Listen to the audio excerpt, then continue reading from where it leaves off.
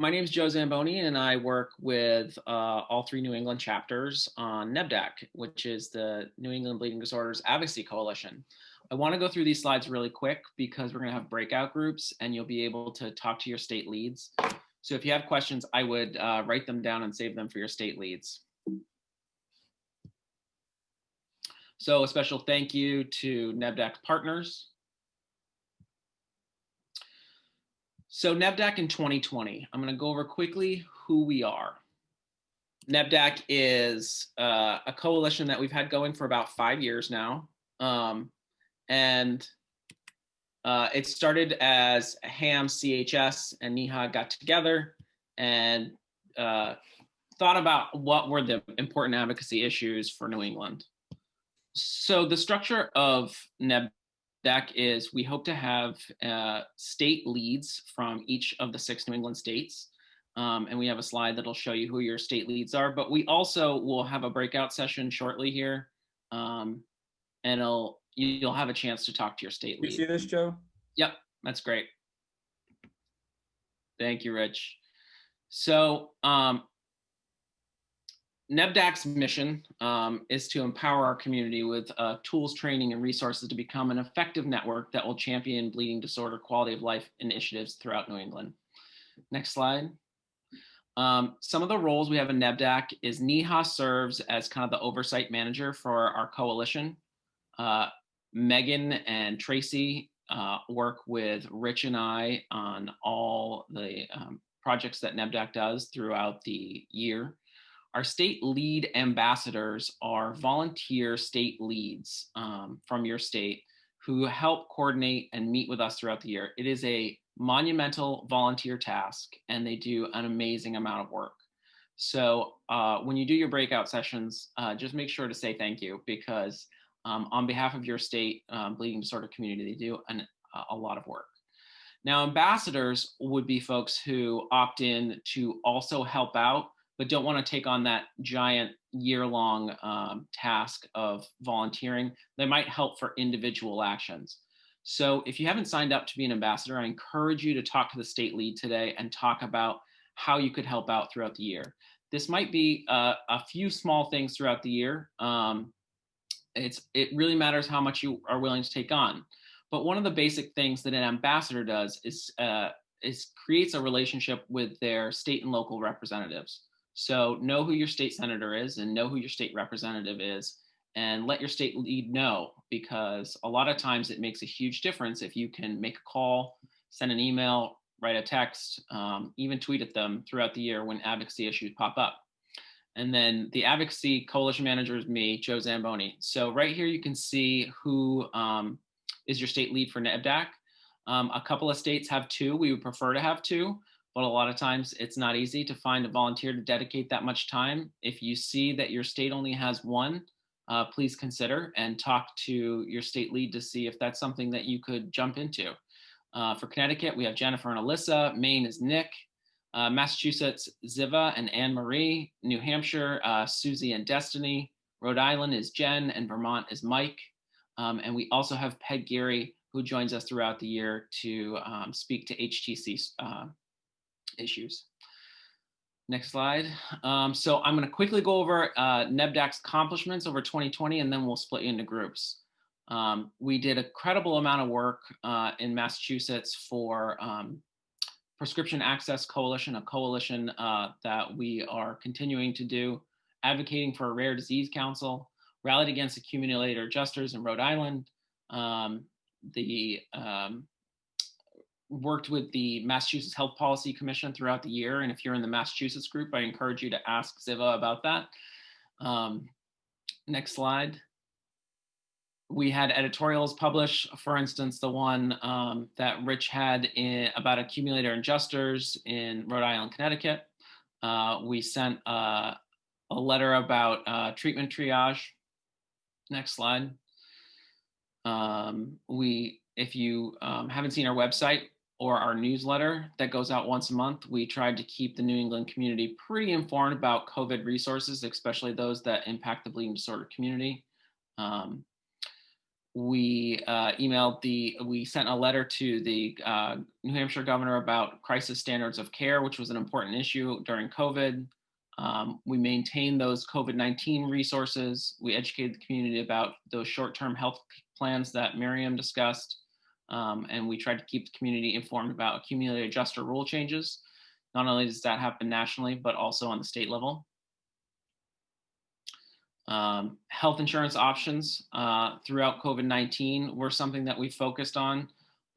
We promoted the census, which was very important about how your state is allocated representation and dollars from the federal government. We did a lot of advocacy events during COVID-19, a webinar about virtually advocating legislation in each state that was popping up regarding COVID. We joined the National Hemophilia Foundation and the Hemophilia Federation of America to support New Hampshire's Innovation Waiver, recognized National Nurses Week. And even though COVID happened in March, which was Bleeding Disorders Awareness Month, we still were able to get resolutions and proclamations in New England states. And this is another thing, if you have questions, please ask your state lead in the breakout session. So one of the things our state leads does, and Miriam and Nathan and Peg Geary also participate, as well as Rich and Tracy and Megan, is we have a monthly call all together and make sure we're all on the same page with advocacy issues. This is super important because, as you know, issues can pop up instantaneously and need a response instantaneously. So it gives us a forum to be able to talk about things that are coming down the pipeline, things that have happened, and really decide among the New England states what's the best route forward. Next slide. We also have a NEBDAC website. I encourage you to check it out if you haven't been able to before. NEBDAC has a lot of the same information that you'll find in the newsletter, but also additional information, and also has an ability to sign up for to be an ambassador there. And then hopefully you've enjoyed our monthly newsletter, which started this year. And that newsletter is supposed to give you pretty up-to-date information about any advocacy issues that are popping up across New England. Joe, let me interrupt you here because I'm not sure if everyone noticed, but it comes out in the morning and it's a cup of Joe for your advocacy newsletter. So just putting that up. We don't want to miss the embedded jokes. So yeah, and I encourage you if you think there are things that maybe you haven't seen in the newsletter or on the website, email your state lead, email me. We're happy to add those additional items. So our goals for 2021 will be, we want to have March declared as Bleeding Disorders Awareness Month across New England again. So, you know, it takes a lot of effort to get those. Those are proclamations in governor's offices as well as in the state legislatures, and bring a lot of attention to the bleeding disorder community. We have heard overwhelmingly we need to build this ambassador program. So today, you know, please consider signing up to be an ambassador, or at least hearing more about it. If you don't sign up today or talk to your state lead today, you can always go to the website and sign up there. We would like ambassadors, people on this call to consider not only being present for Bleeding Disorders Awareness Month and helping out with that effort, but building a relationship with your state representatives and senators. It really changes how legislation can happen across New England. And we will have virtual legislative days. So just like Washington days, which is super important, and I encourage everyone to consider that, we try to have state legislative days across New England. So Massachusetts has a very successful day where we get to meet, go into the offices of many legislators in Massachusetts. We try to do the same thing in other states. So if you're interested in helping out with that, please talk to your state lead. These are excellent events that, again, really change the course of legislation in your state.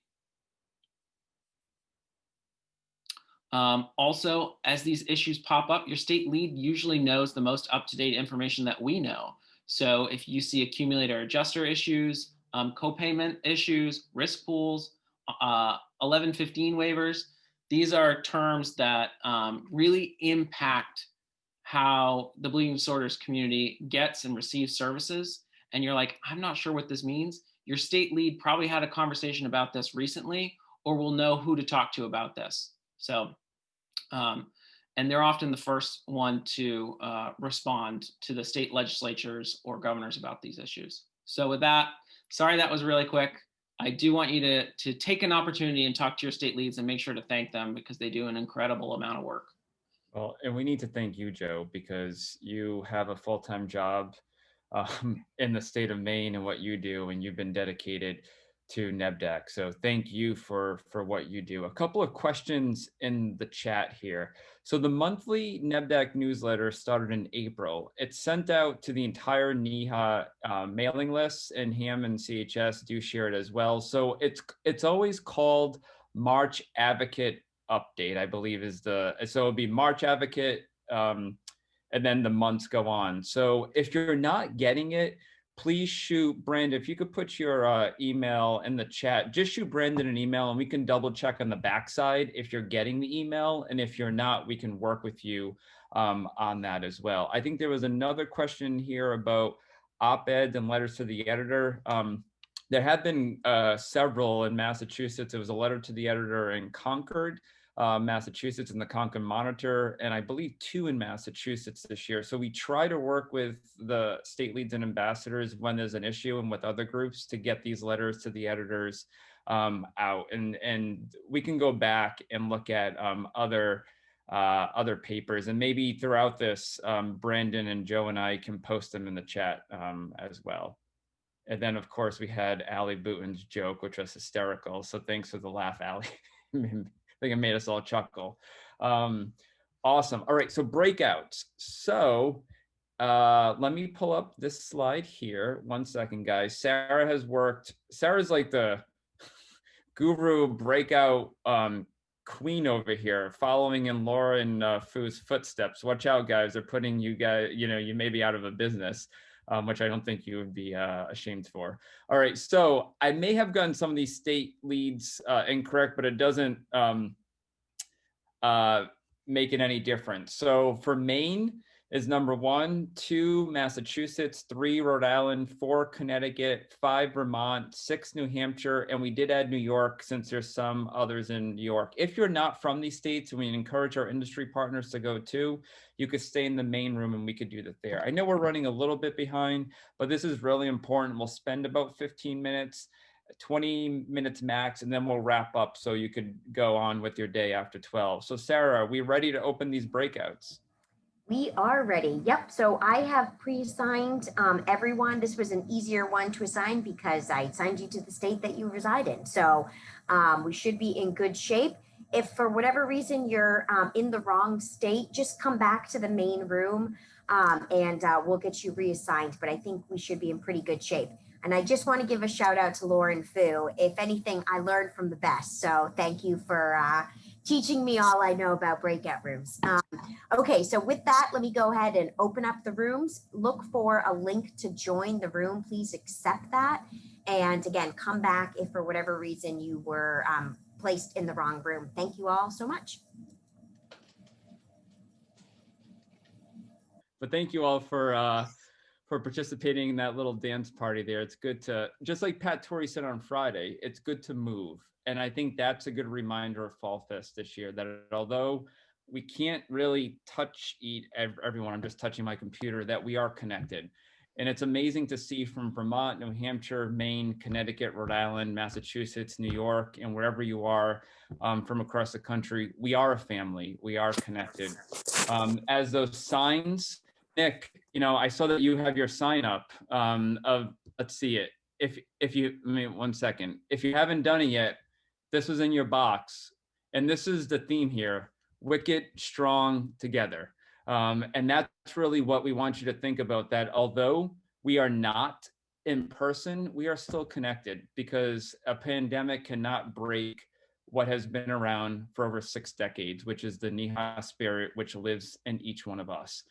So I just want to say that thank you for being part of this virtual experience. Thank you for continuing to believe in NEHA. Thank you for putting the seatbelt on and going with us through this pretty crazy year. I'm just going to show a couple of quick things because FallFest, although the live programming is over, it's not over yet. So give me 1 second here. If you haven't seen this, we really encourage you to go to the exhibit hall. Every single one of these companies have a video. There are links to websites. There's contact information. To get your trivia questions correct in Goose Chase, the answers are in the exhibit hall. And you will learn that the more points you get, the more chances there are to get an Amazon gift card. So we'll be releasing all that in Goose Chase of how to get that gift card. But really what we did is 80% or more for consumer med of questions that were answered or tasks will be eligible for a gift card, and then we'll enter everyone's name. So the more you participate, the more you can go. And you may be saying, I don't have kids. Don't you worry, it's for you. It's for all ages. And it's meant to be a safe space. It's private information. No one else has access to this except the password, which Brandon has sent out as well. So please go to the exhibit hall. Let me just show you really quick how easy it is to get everywhere. So I'm going to show my screen again. All you need to do is go to our main page. So this is newenglandhemophilia.org or nehemophilia.org. You're going to go to this, which is register for FallFest, which we're not registering anymore, but the button will be here. Or you can always go to attend an event. This is updated regularly here. So here are all of our upcoming events. We have a webinar Wednesday insurance, a back to school guidance, a cooking class, the VWD retreat. But because technically FallFest is a previous event, you can always go back, but this will be your one-stop shop page. Brandon will update this. So he already has the live session of the recording of the pumpkin extravaganza. The annual meeting presentation is already up here. You can download Goose Chase and see that here. Here's the exhibit hall information. And I just want to bring this up too, because our red tie silent auction is still going on. And this is open till November 14th. So can you see the red tie silent auction page? Okay, so just look at how many cool things there are. You could win trips on JetBlue. You can get a Kiehl's gift basket set. You can get this amazing handmade desk by Manny Lopez and Cottrell's, 2 Keurigs, Cardi's, Sensi's. We have, I mean, there is really something for everyone. Thank you, Michael, for the Ooh Luxury sign there. Swag bag. This is how you could get more thermal mugs. There's a Bloody Mary basket. I mean, really, if you're looking for holiday shopping, there's a lot that's on here, and it's super easy to do. You make a bid. When someone outbids you, you get a notice to your email. But all of these proceeds will help to support our programs and services, and they'll be in the chat. And we'll be sending multiple emails out about this too. But this is also on the website for the Red Tie Soiree. And keep your calendar open for November 6th of next year, because we hope to be in person there. So let me stop sharing. Before we end, I just want to thank our sponsors again, thank our state leads. Congratulations to all of those that received an award for what you do. I again want to thank the NEHA staff, those that volunteered this morning, who has worked so hard to think outside the box and has dedicated so much heart first, time second, and commitment to the cause of NEHA. And I also want to thank our board of directors. Nancy, let me turn it over to you to maybe say some final words here. Rich putting me on the spot without telling me. He loves to do that. It comes out of love. Rich, I don't have any notes, and I'm a terrible publisher. No, this has been so much fun, you guys. You've done an awesome job. I've loved every second of it. And I just appreciate you and this community for stepping up during, on your weekend in the fall when I'm sure everyone could be doing other things, but I hope that you found a lot of value in this, because that's what we're here for. So any suggestions, again, we're always open for comments and suggestions, and just thanks for being here. Awesome. Thank you, Nancy. Sarah, did we miss anything else? Thanks, Rich. You know, the only other thing I would add is please look for a FallFest evaluation to come. Your feedback is always so helpful as we continue doing our virtual programming. It's really great to hear, you know, what things are working and what things are challenging. And I will say one thing in particular too, especially looking at education coming up, love to hear about times that work for people. We've really tried to find timing that is best for what we think the majority of folks, but we know schedules are shifting. People have so much on their plates. So please feel free to add those kind of things so that we can make sure that we're offering programming at time that works best for you and for your families. So just add that in there. Also, we do have some great upcoming events. We have our VWD retreat on November 14th. If you haven't already signed up for that, please make sure to sign up for it. We've got some great speakers lined up, and all who attend will receive a gift card to be able to purchase breakfast. We also have the holiday party scheduled for December 5th. So that's another exciting thing to look forward to. Information on the website. Thank you, Rich, for navigating that.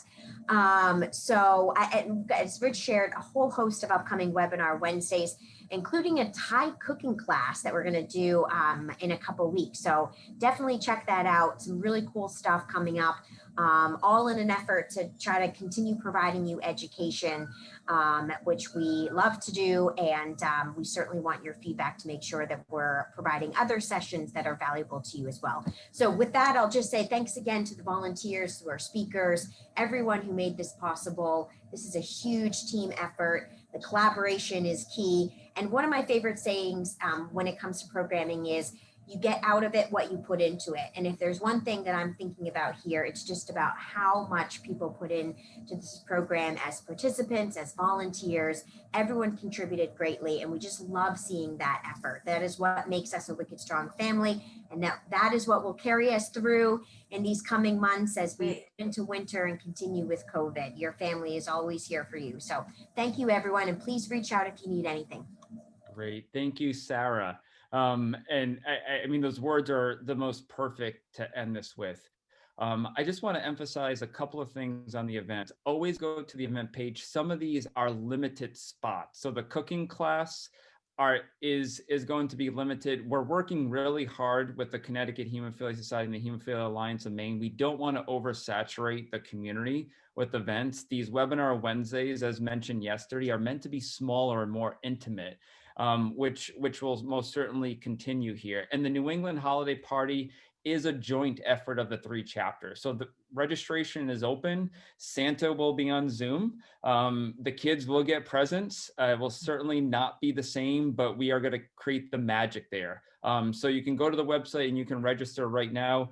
What you will also see on this weekend that's coming up, we're trying something really creative with the Gateway Hemophilia Society on the day after. So Sunday, December 6th, we're doing an ugly sweater party where you will learn a Midwestern holiday cookie and a New England holiday cookie. And you're going to meet community members out in the Midwest. So we're trying to really think outside the box of how to work with other chapters as well. But there's a slew of events. Go to this website, bookmark it, go there often because it will be updated. But as Sarah said, thank you. Thank you, Gabby. Thank you, Nancy. Thank you, Taylor. And thanks to all of you for being part of this together. Have a great day. It feels like fall out there, and we'll see you again soon.